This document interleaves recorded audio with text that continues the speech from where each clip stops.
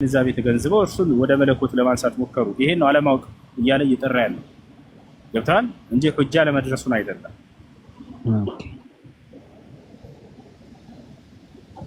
ለምሳሌ አለ እኔና ባንድ ነን አለ አያ ስለዚህ አምላክ ነው ማለት ነው የሚል ይሄ ትልቅ ማየነት ነው። አምላክ ለነብያት ይጠቀማዋል። አምላክ ነብዩ መሐመድ ሰለላሁ ዐለይሂ ወሰለም ሙሐመድን የታዘዘ እኔን ታዘዘ ይላል። እሳቸው አላህ ናቸው አይደለም። ኦኬ በስልጣን እኩል ናቸው ልበል? አይቻልም። እንደዛ የሚባል ነገር የለም። ስልጣንን ሰጠሁት እያለ እየተናገረ ስልጣንን ተቀበለ ኢየሱስ የሰው ልጅም ስለሆነ ይፈርድ ዘንድ ስልጣንን ሰጠው ይላል አይደል? መልሰህ እንደገና አይ በስልጣን እኩል ናቸው አይሆንም። እንደዚህ ሰጠው እያለ ስልጣን እኔና ያብራይ እኔና ባንድ ነው እኔ ከአብርሃም በፊት ነበርኩ። እነዚህን ቃላቶች ነብያት ይናገሯቸዋል። እኔ እውነት ነኝ መንገድም ነኝ ህይወትም ነኝ ለነብያት ይጠቀማዋል። አብርሃም እነ ረሱል ሐቅ ይላል አላህ በቁርአን ላይ ሙሐመድ እውነት ነው ይለናል። ኦኬ እውነት ነው ስለተባለ አምላክ ነው ላ እኔ ትንሳኤ ነኝ እኔ መጀመሪያው ትንሳኤ ነኝ ያሉ ነብዩ ሰለላሁ ዐለይሂ ወሰለም ኦኬ አምላክ ናቸው ላ አይደለም። እኔ ትንሳኤ ነኝ ብቻ ሳይሆን የመጀመሪያው ትንሳኤ ነው ያሉት። ኢየሱስ እኔ ትንሳኤ ነኝ ነው ያለው አይደል? በዚህ ምክንያት አምላክ ነው ልትሉ አደረጋቸው አይደል? እኔ የመጀመሪያው ትንሳኤ ነኝ ያሉት እሳቸው ደግሞ ትንሳኤ ነኝ ብቻ ሳይሆን የመጀመሪያው ትንሳኤ ነኝ ያሉ። እኔ ከአብርሃም በፊት አለሁ ስላለ አምላክ አደረጉት አይደል? እኔ ከአዳም በፊት አለሁ ያሉትንስ ነብዩ ሰለላሁ ዐለይሂ ወሰለም እንደዚህ አይነቶችን ቃላቶች እየመዘዝን እንዳው እናጣም ካልን እርሳቸውን አምላክ እናደርጋቸው ነበር። አያችሁ አይደል? እንደዛ አይደለም። አምላክ ማን እንደሆነ መጽሐፉ ላይ እስከተገለጸ ድረስ ለዚያ አምላክ ያ አምላክ ደግሞ ብቸኛ እስከሆነ እስከተገለጸ ድረስ ሌላ ጋር ለምንድን ነው ታደርጉለት? ድንቅ ስራዎቹን በመምዘዝ እንደዚህ በማድረግ እንደዚህ አድርጓልና ስለዚህ አምላክ እናድርገው አያስኬድም። እንደዚህ ቃላቶችን እየመዘዛት እንደዚህ ብለዋልና አምላክ እናድርገው አያስኬድም። አምላክ እንዳለው ቃል በቃል ይናገራል። ዮሐንስ ወንጌል ምዕራፍ 20 ቁጥር 17 ላይ ወደ አምላካቸው አድርጋለሁ አለ። خلاص በቃ አምላክ አለው ፍታው። ኤፌሶን ምዕራፍ 1 ቁጥር 3 ኤፌሶን ምዕራፍ 1 ቁጥር 17 የኢየሱስ ክርስቶስ አምላክ ይባረክ ይላል። በቃ አምላክ አለው ፍታው። አያችሁ አይደል? ኢየሱስ ክርስቶስ ራሱ ወደ ሰማይ ቀጥ ብሎ አባት ሆይ አንድና ብቸኛ እውነተኛ አምላክ አንተ ነህ አለ። የላከውንም ኢየሱስ ክርስቶስን ያውቁ ዘንድ እቺ ነች የዘላለማዊ ሕይወት አለ። አንድና ብቸኛ እውነተኛ አምላክ አንተ ነህ ብሎ ገለጸው። خلاص አይ አንተ ራሱ የሱ አጋር ነህ ማለት የእርሱን ማስተባበል እርሱን መካድ ነው። ይሄን ይመስላል ማለት ነው። እሺ ኦኬ እሺ ይቀጥሉና ደግሞ ቀጥላለሁኝ ድልስጣቸው ሳሪ ወይንም ከላይ ያለሽው ፌር ባባ ሄሎ ወለከመስ ጫጫታ ስላለ ነው። እንዴት ነህ? ሰላም ነው። አልሐምዱሊላህ ወላሂ። እሺ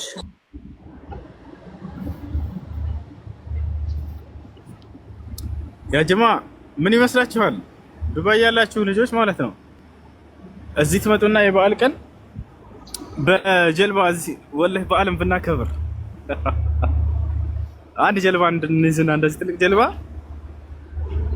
ቀኑን ሙሉ ስንዞር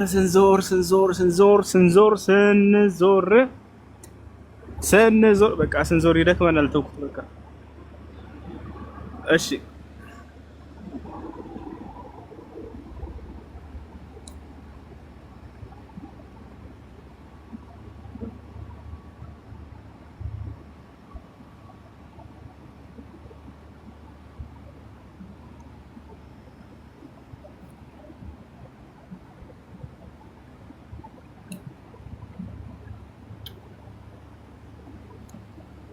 يا سلام اي والله انا معاكي فيديو ربنا ጥያቄ ያላችሁ ልጆች ጋፊን ቀባ አካም ቡልቴ ጋፊን ቀባ ሲንጃላዳ ኡመተ ከሽቲ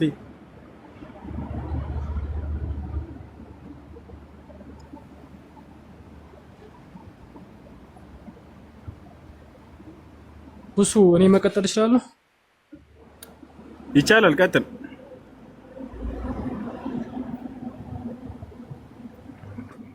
መርሐባሽ በመጀመሪያ ሰላም ብያለሁ። ወሽ ሰላም። እሺ እሱ ሁለት ጥያቄዎች ነው ያሉኝ። የመጀመሪያው የሰው ልጅ ጀነት የሚገባው በስራው ብቻ ይሆናል ማለት ብዙ መልካም ስራዎች ሊኖሩት ይችላሉ፣ ፈጣሪውን ሊገዙ ይችላሉ፣ ጾም ሊጾሙ ይችላሉ። በቃ ዲኑ የሚፈቅደውን ነገር አድርገው ያን ሁላ ሟልተው ያ ጀነት ሊያስገባቸው ይችላል? ያ ብቻ ስራቸው ብቻ ማለት ነው ወይስ አይችልም? ይሄ ነው የመጀመሪያው ጥያቄ። ሁለተኛው ጥያቄ ደግሞ የሰው ልጅ የተጻፈለትን ነው የሚኖረው ወይንስ እየኖረ ነው የሚጻፍለት? የተጻፈለትን ካለን ያው እንደ ካራክተር ማለት ነው። የሆነ ካራክተር አለ፣ ያን ካራክተር እየተወንን ነው እኛ፣ ወይንስ እየኖር ነው የሚጻፈው? ለምሳሌ መጥፎ ነገር ስናደርግ ያ መጥፎ ነገር ይጻፋል፣ ጥሩም ስናደርግ ያ ጥሩ ነገር ይጻፋል። እሺ ከመጀመሪያ ስንነሳ ጀነት ለመግባት አላህ ስብሐነሁ ወተዓላ ሲናገር ኢነ ለዚነ አመኑ ወዐሚሉ ሷሊሓት ለሁም ጀናቱ ነዒም አለ። ባጭሩ መልሱ ይሄ ነው። እነዚያ በእኔ በአላህ አምነው መልካምን የሰሩ ጀነት ይገባሉ አለ። ይሄ ነው። አሁን አንድ ሐዲስ ሰምተህ ሊሆን ይችላል። ማንም ከእናንተ በስራው ጀነት የሚገባ የለም የሚል ሐዲስ አይደለ? ከዚያ ጋር ተጋጭቶብህ ከሆነ ላስረዳ። ያ ሐዲሱ ምን ማለት ነው?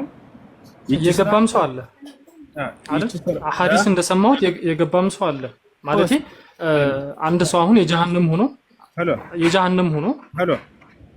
ይሰማል። ይሰማኛል። እኔ ላነሳለህ ነው። ሁሉንም ሹብሃዎች እናነሳቸዋለን። አብሽር። ያ ምን ነው የሚያመላክተው ከተባለ ያ ስራ ለጀነት ዋጋ ሊሆን አይችልም ማለት ነው። ዘታል አይደለ? እና ቢመጠን ዋጋ ሊሆን ይችላል። ያ እቺ ምድር ላይ የምንሰራት ስራ ያንን ታላቅ ሀገር ያን የዘላለማዊ ህይወት ሊያስገኝ ይችል ነበር። ላ ያ የአላህ ሱብሓነሁ ወተዓላ ተንኳት ያ ዋጋን እንትን አይመጥነው ለማለት እንጂ ስራ አያስፈልግም ማለት አይደለም። እምነትና ስራ ወሳኝ ናቸው። እነዚያ በእኔ አምነው መልካምን የሰሩ ጀነት ይገባሉ ነው የሚለው። ይሄ ነው። ሌላኛው የምንሰራው ስራ ቀድሞ ተጽፏል ወይስ በምንሰራ ጊዜ ነው የሚጻፈው የሚለው አላህ ሱብሓነሁ ወተዓላ በስራዎቻችን ላይ ነፃ ምርጫ ፈቃድ ነው የሰጠን። እነዚያን ግን ቀድሞ ያውቃቸዋል። ያው ያውቃቸዋል። ለምን? አምላክ ስለሆነ። አምላክ ስላለፈውም ስለወደፊትም ሁሉ የሚያውቅ ነው። ከባህሪው እውቀቱ የተገደበ አይደለም። ያዕለሙ ማ በይነ አይዲሂም ወማ ኸልፈሁም ይላል። ስላለፈውም ስለሚመጣውም ሁሉ የማውቅ ነኝ ይላል። ያ ነው። ያን የሚያውቀውን ለውሐል መሕፉዝ ላይ ያሰፈረው እንድንሰራ ሳይሆን የጻፈው ግን የምንሰራውን ስለሚያውቀው ነው። ገብቶሃል አይደል? እሱ ነው። እሺ እሺ ሁሱ ቆይ አንዴ እዚህ ከመምጣት በፊት ወደ ልመለስልህ። አንዴ ወደ ኋላ ልመለስልህና ምድር ላይ የምንሰራው ስራ ለጀነት ብቁ አይደለም ብለህናል። ጥሩ። ምድር ላይ የምንሰራው መጥፎ ስራስ ለጀሃነም ብቁ ነው እንዴ? ወደ እሱ እንመጣለን። ችግር ስለ ጀነቱ ተረዳህ? አሁን ጨረስክ? ተያዙ ናቸው ብዬ ነው። እሺ ጨረስክ ያንን? እሺ እመጣለሁኝ። አንዴ ይሄ ልጨርስልህ የመጀመሪያውን ብዬ ነው። እዚህ ጋር አሁን ወደ ጀሃነም ስመጣልህ ደግሞ ማለት ነው አንድ ሰው የጀሃነም ሊሆን ይችላል። የጀሃነም ባንድ ክህደት አምላክን መካድ ወዴት ያስገባል? ጀሃነም። ይሄን በነብያቱ ሁሉ አንደበት ላይ ተናገረ።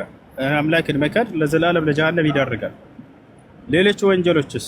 ሌሎች ወንጀሉ አላህ ሱብሓነሁ ወተዓላ ይምራቸዋል። እንደው ቢቀጣም እንኳን በእነዚያ እንደ ወንጀሉ ልክ የተወሰነ ጊዜ ቀጥቶ ነው የሚያስወጣው።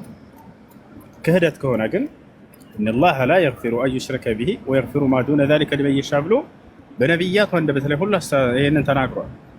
መሲሁም ተናግሯል። ነቢ ሰለላሁ ዐለይሂ ወሰለም ተናግሯል። መሲሁ ሲናገር ምን አለ? ወቃለ አልመሲሁ ያ በኒ እስራኢል አዕቡዱ ላህ ረቢ ወረበኩም ኢነሁ መን ዩሽሪክ ቢላህ ፈቀድ ሐረመ ላሁ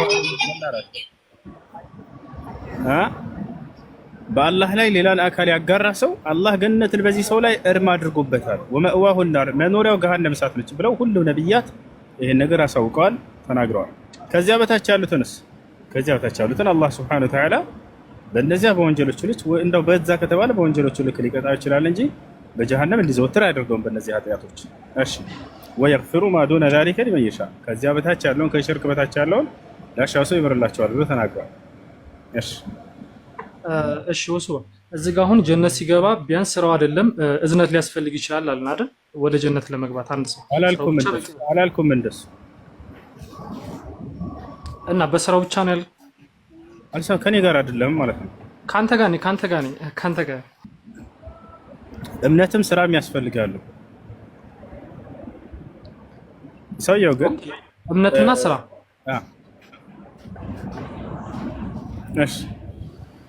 እሺ አሁን እዚህ ጋር አልምጣበሽ።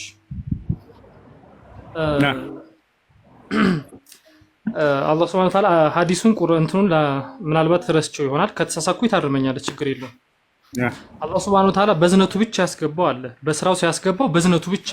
እዚህ ጋር ደግሞ አንድ ሐዲስ አለ ያን መልካም ስራ የሰራው እንግዲህ ብቁ ለጀነት ብቁ የሚባል ስራን ሰርቶ ግን ያን ሰው ጠየቀው አንተ በስራ ነው የምትገባው ወይንስ በእኔ ዝነት ሲለው ያው ስራውን ስለሰራ በስራ ያለ ሰውየው በእርግጥ ስራው ለጀነት ስለሚያበቃው ማለት ነው። እዛ ጋር ግን አላህ ሱብሓነሁ ወተዓላ ምን አለው? እሺ የዚህን ባሪያ ስራው አንድ ሚዛን ላይ ያስቀምጡት አለ እና ደግሞ አይኑን አንድ ሚዛን ላይ ያስቀምጡት ሲል ከስራ ይብለጥ አይኑ መዘነች ይላል። ስለዚህ አላህ ሱብሓነሁ ወተዓላ በስራ ሳይሆን አለው በእዝነትህ ነው የምትገባው ያለው። እዚህ ጋር አሁን እዝነትን ነው እያሳየ ያለው አይደል? አሁን እሱ ጋር ቀደም ነግሬሃለሁ የሱኛውን ሐዲስ ገና ሳታነሳቸው በፊት እነዚህን እንደምታነሳ ስለማውቅ ነው። ያ የጀነት ዋጋ ሊሆን አይችልም ስራ ነው። ገብቶሃል አይደለ? ስራ የፈለገ ብትበዛ የጀነት ዋጋ ልትሆን አትችልም ነው እንጂ ጀነትን ለመግባት የግዴታ ስራ አያስፈልግም የሚለውን ግንዛቤ አይሰጥም እሱ። አላህ እየተናገረ በቁርአን ላይ ሐዲስ ላይ ነብዩ ሰለላሁ ዐለይሂ ወሰለም እየተናገሩ እነለዚነ አመኑ ብሎ ምን ይላል ቁርአን ወአሚሉ ሷሊሃት ይላል አይደለ? ያ ነው። ስለዚህ ዋጋ ሊሆን አይችልም ነው ማለት የፈለገ የሰው ልጅ ቢገዛ አላህን በዚህ ምድር ላይ በዚህ በተሰጠችው ዕድሜ ያን የዘላለማዊ ሀገር ሊያስወርስ የሚችል አይደለም ለማለት ነው። ዋጋው ሊሆን አይችልም እንጂ አያስፈልግም ማለት አይደለም። እሺ እሱ ላይ ትክክል። ወደዚህኛው ደግሞ ስመጣለህ አሁን ለምሳሌ በኃጢአት ሁሉ የቆየ ሰው አንድ ሰው በኃጢአት ቆይቶ ያን ሁሉ ኃጢአት ይዞ ይሄን ሽርኩን ተወው ከሽርክ በታች ያለውን ግን ሙሉ ኃጢአት ሽርክ ሳያስገባ ማለት ነው በዛ ኃጢአት ኑሮ ያ ሰው በእዝነቱ ወደ ጀነት መግባት ይችላል። ምናልባት በእዝነቱ ስራ አያስገባውም ጀነት አላህ በእዝነቱ ጀነት ሊያስገባው ይችላል። ግን ይሄን አላህ አላገራም ያስገባው አይደለም በአላህ ላይ ይሄ ሰው አላህን አልካደም አላገራም በአላህ ላይ ማጋራት አላጋራም። ግን ሌላው ወንጀል የተባሉትን ኃጢአት የተባለ ፈጽሟል አይደል? አዎ በዛ በወንጀሉ ልክ ይቀጣል ወይንም አላህ ሊምርለትም ይችላል። የሚምርለት ምን አይነት ሰው ነው? አንደኛ ተውበት ያደረገን ሰው ይምርለታል። ተውበት ካደረክ ንስሐ ካደረክ ወደ እርሱ ከተመለስክ ይምርልሃል። ይሄን መጀመሪያ ያዝ። እሺ እዚህ ጋር አንድ ሐዲስ ደግሞ ልንገርህ ነው። ይሄም ልክ እንደዚሁ በኃጢአት የኖረ ነውና ሲሞት ምን አረገ ማለት ሊሞት ሲል ምን አረገ? ልጆቹን እኔን አስክሬኔን ካቃጠላችሁት በኋላ አመዱን በትኑት ሰብስባችሁ በትኑት አላቸው እና ይሄ ሰው አላህን ፊት ቀረበ።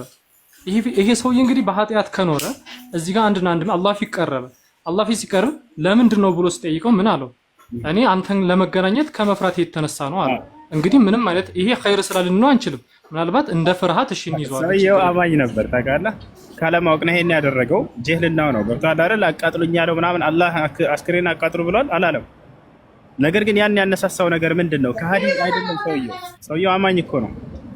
ገብቶሃል? በአላህም ስለሚያምን ነው ካንተ ፊት ቀርቤ ወንጀሌን ምናምን እያለ የተናገረበት። ገብቶሃል አይደል? ማመን ፍርሃት ሊሆን ይችላል። ናም ሰውየው አማኝ ነው እንጂ በአላህ Subhanahu Wa Ta'ala ያምናል።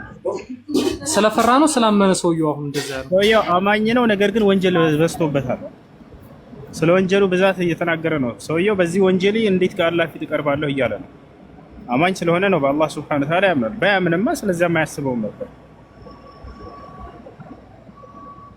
ኦኬ ስለዚህ እምነትህ ብቻ ሊያስገባህ ይችላል ማለት ነው። እዚህ ጋር ቅድም እንዳልከኝ መጀመሪያ አይሰራም ማለት ቆይ ስራም አለው ሰውየው። ስለ ወንጀል መብዛት ነው ሐዲሱ እየተናገረ ያለው። ሰውየው ወንጀል አብዝቷል አይደለ? እንዴት አንዳንድ ሰው አጋጥሞ አያውቅም? ይሄን ሁሉ ወንጀል ሰርቼ አላህ እንዴት ይምርልኛል እንደው የሚል ሰው አጋጥሞ አያውቅም? እንደዚህ አይነት ሰው ማለት ያ ሰው ግን ያምናል፣ ይሰግዳል፣ ይጾማል እኮ ወንጀል ግን በጣም አብዝቷል። እርሱና አላህ ብቻ የሚያውቁት ይሄን ሁሉ ወንጀል ይዤ እንዴት ነው ከአላህ ፊት የምቀርበው ይላል የሰው ልጅ። እንደዚህ አይነት ሰው ነበር ያ ሰው።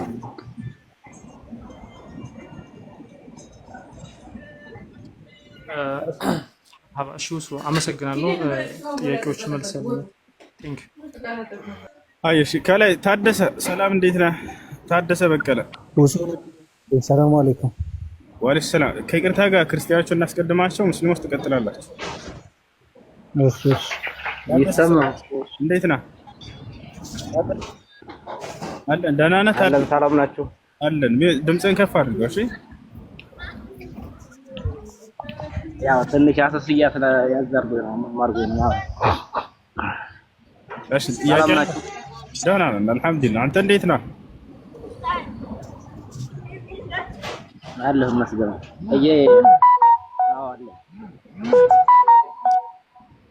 እሺ ጥያቄ አለ እንግዲህ አዎ እሺ በምድር ላይ ስንኖር ሁላችንም የሚያሳስተን ምንድነው?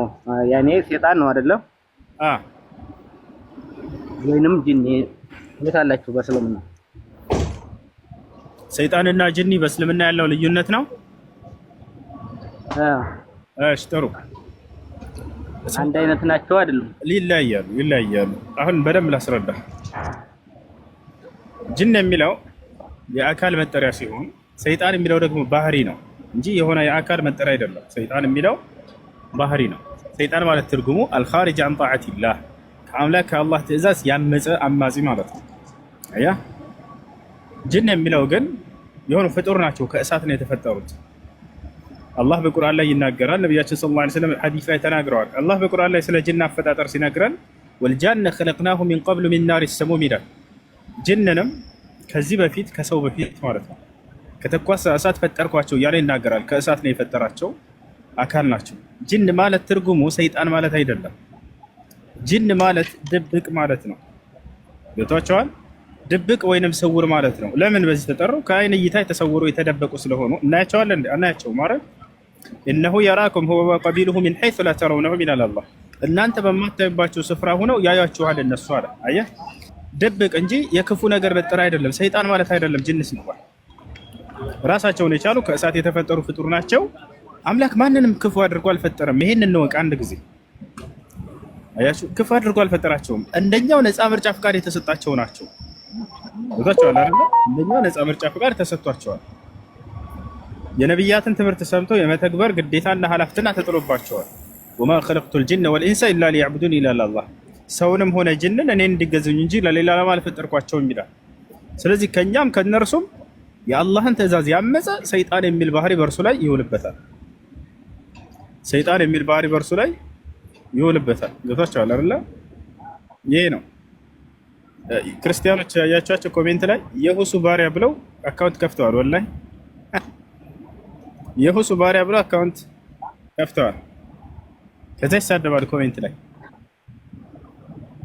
ስለዚህ ማለት ያው ነው እንዴ እኮ አላውቅም እዚህ መድረስ ቅዱሳኖች። ለማንኛውም ጂን የሚለው የእንትን ስም ነው። እሺ የድብቅ ማለት ነው፣ ስውር ማለት ነው። እሱ ነው እንጂ ሰይጣን አይደለም። ሰይጣን የሚባለው ደግሞ ከአምላክ ትእዛዝ አምጾ የወጣው ነው። አዳምና ሔዋንን ያሳታቸው ያ ከአምላኩ ትእዛዝ ያመፀ ነው። ገብቷል አይደል?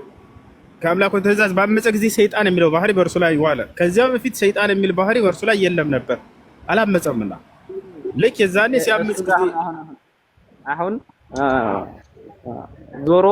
ዞሮ ያም ሆነ ይህ አሳሳች ወይንም መጥፎ መሆኑን እዚህ ጋር አሁን እየነገርከን ነው ማለት ነው። ጂኒ ማለት አሁን አሳሳች ጂኒ ማለት አሳሳች ማለት አይደለም።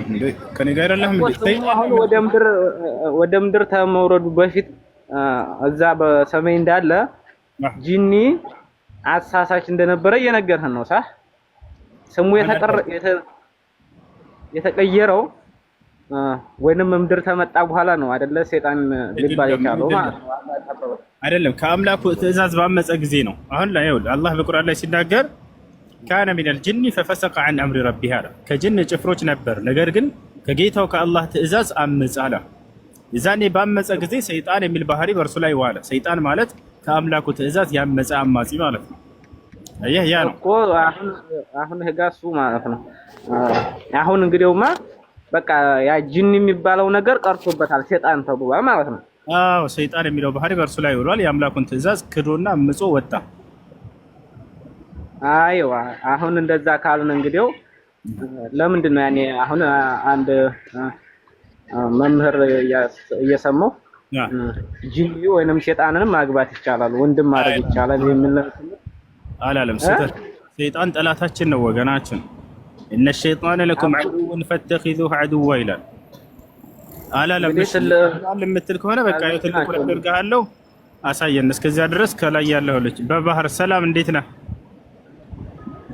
በነገራችን ላይ ሌላ ጀዋል የለኝም እንጂ ሌላ ጀዋል ነው። ይሰማል? በባህር የመጣን ከስረናል የሚለው ልጅ ይሰማሃል? ሐሳብ እየቀየርክ ነው አይደለ? እሱ ሐሳብ እየቀየርክ ለያዘህ እንዴ? እኔ መረዳት ፈልገህ እኮ መስሎኝ ነው። በቃ አሁን ምን ታደርጋለህ? ሰይጣን ማግባት ይችላል የተናገረበትን አውጣና አሳየና አሁን ትልቁ ላይ አድርጌያለሁ። ያላ እንግዲህ ትልቁ መምህራችሁ ወይንም አሳየን እኮ እሱን አሳየን ያለበት ወላሂ ላዚም አላለም። ሰይጣን ማግባት ይቻላል አላለም። ምየም ነገር ጂኒ ሰይጣን ነው ብለኸኛል አይደለ? ጂኒ ሰይጣን ነው ካለህ እንግዲህ ሰው ጤነኛ አይደለም። ጂኒ ሰይጣን አይደለም ብዬ እስካሁን እየነገርኩት ጂኒ ሰይጣን ነው ብለኸኛል ይላል እንዴ? አሁን ቪዲዮውን ክፈትና አሳየን። ስሙ ተቀይሯል አይደል? አልተቀየረውም። ስም አይደለም የተቀየረው። አሁንም ከኔ ጋር አይደለም እንዲህ ከአንተ ጋር ነኝ። አንተ ቃል በቃል በሰማይ ጂኒ ብለው እንደኛ ፍጡር የነበረ አዳምና ሔዋንን ከማሳሳት በፊት አዳምና ሔዋንን ከማሳሳታችን በፊት ጂኒ የሚባል ስም ነበረው። ከዛ አዳምና ሔዋንን ሲያሳስት ወደ ምድር ሲጣል ሰይጣን የሚባል ስም ተሰጠው አልኸኝ። ስሙ እንጂ የተቀየረው እሱ ይኸውልህ ስራውና ባህሪው ዋናው እሱ ነው ወገናችን። ይኸውልህ ዋናው ባህሪውና ስራው ነው። ከሃዲና አማኝ የሚባል ነገር አለ አይደለ? ልክ አንተ ሰውን አሁን አንተ ለምሳሌ አማኝ ነኝ ትላለህ አይደለ? አይደል? አዎ ክደህ አምላክህን ከወጣ ሁሉ ነገር ባህሪ ተቀየረ፣ ከሃዲ ሆንክ ማለት ነው። ልክ እንደዚያ ማለት ነው የሆነው እሱ። ስለዚህ ከጅኖች እኮ ከሃዲ ያልሆነ አለ፣ ከሃዲ የሆነም አለ።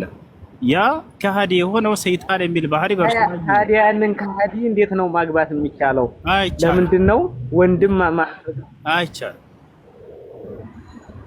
አንዴ ቁርአን ይዘሃል ዮኒ፣ ጠላታችን እንደሆነ እናሳይህ። በቃ ወንድማችንም አይደለም አናገባም፣ ጠላታችን ነው።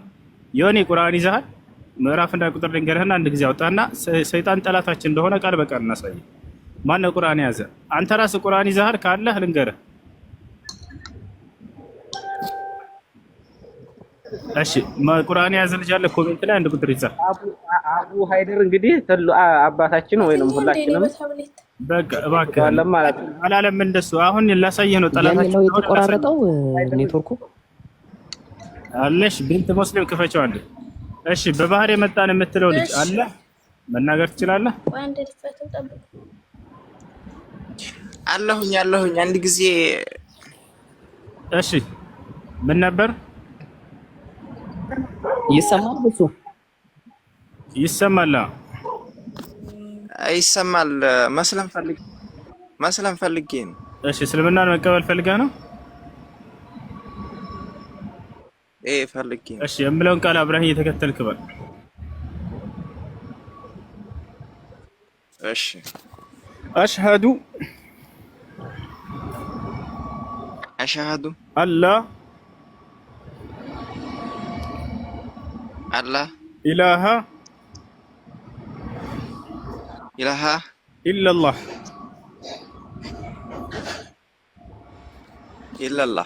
ወአሽሀዱ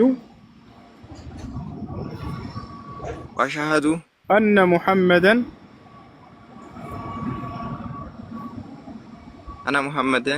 ረሱሉላህ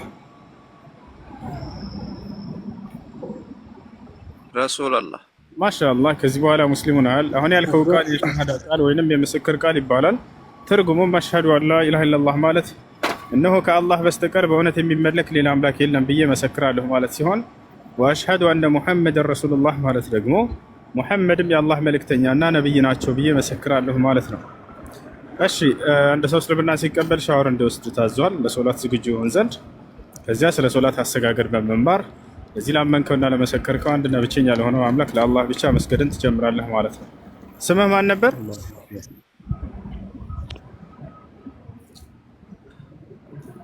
እዚህ የሚሉኝ አሁን አብደራኡፍ ነው የሚሉኝ። ከዚያ በፊትስ?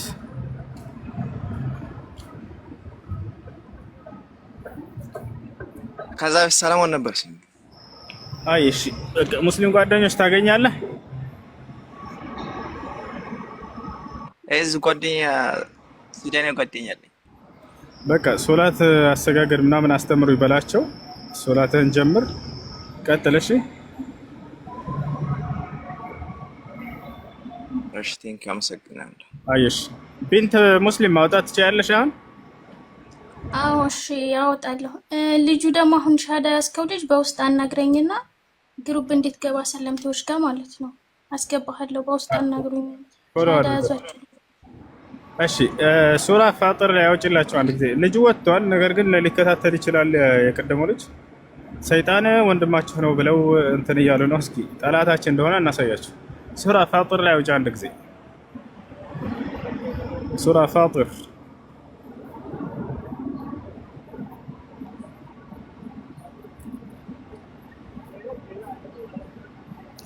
ፋጥር ያውና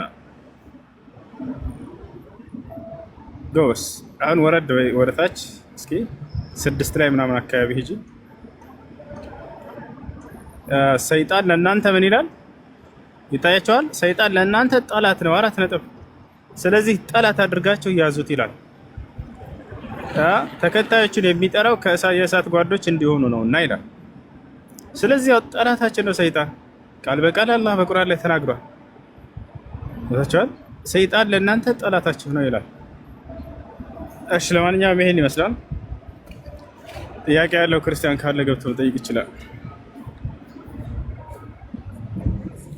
እሺ እሱ ይሰማል? ይሰማል። እሺ እስከዛ ልቀጥል። አንድ ግን ምንድን ነበረ ጥያቄ መሰለክ? ስለ ጀሃነም ቅድም ስጠይቅክ 7 በሮች አሉት። አሁን የተጠቅሷል እንዴ? አንደኛው በር እንደዚህ ነው፣ ሁለተኛው እንደዚህ ነው፣ ደረጃቸው ተነግሯል? ስም አለ የጀሃነም አላህ ስብሐነሁ ወተዓላ በተለያየ ባህሪ ጠርቷታል። ያ ሃዊያ፣ ጣማ፣ ጀሂም፣ ሰዒር ምናምን እያለ ይጠራቸዋል። ይህ ሁሉ የእርሷ ባህሪያት ናቸው፣ ስሞቻቸው ናቸው እነዚህ ብሎ የተናገረ ዓሊም እስካሁን ድረስ አልሰበሰበም ማለት ነው። እሺ የቅጣቱ አይነት የቅጣት አይነት አዎ፣ አንደኛ የእሳት ቅጣት አለ፣ ሁለተኛ የቅዝቃዜ ቅጣት አለ፣ ሶስተኛ የእዥ ቅጣት አለ፣ ተኳሳ ውሃ አለ፣ የእሳቱ ቅጣት አለ፣ ሁለተኛ የቅዝቃዜ ጀሃነም አለ። ያ ጀማዓ የቅዝቃዜው ጀሃነም ከእሳቱ ይበልጣል። የጀሃነም ሰዎች ከእሳቱ ወደ ቅዝቃዜው እንዲወሰዱ ይለምናሉ፣ በዚያም ይገባሉ አለ አንድ ሰሃባ ሲናገር። ልክ የቅዝቃዜው እሳት ውስጥ በሚገቡ ጊዜ ስጋቸውን ከአጥንታቸው ይለያየዋልም ማለት ወዳው እንደገቡ ግስልት አድርገው ነው የሚጥለው።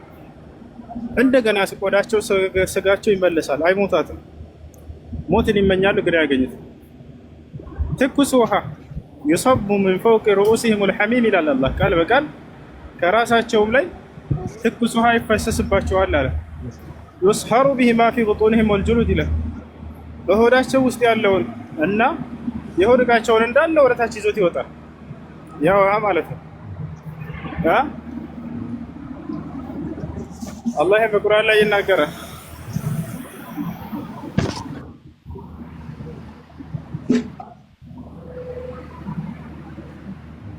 እሺ እና ደግሞ ሌላ እጅ አለ።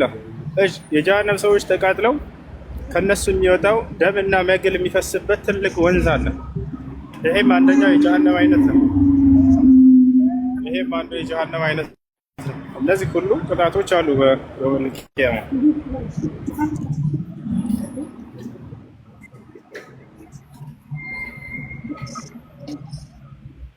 أعاذني الله وإياكم من نار جهنم.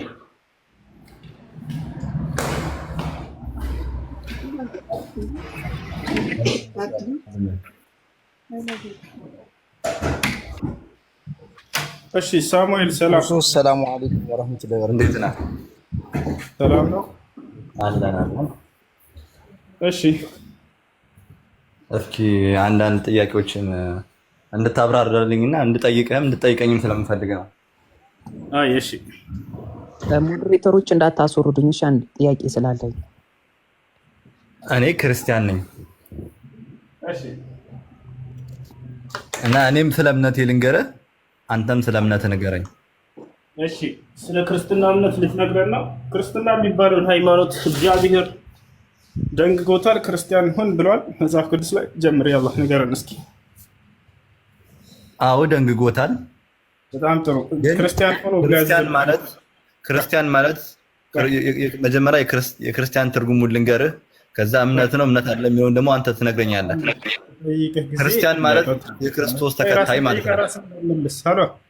ራስን ጠይቀህ ራስን እንዳመልስ።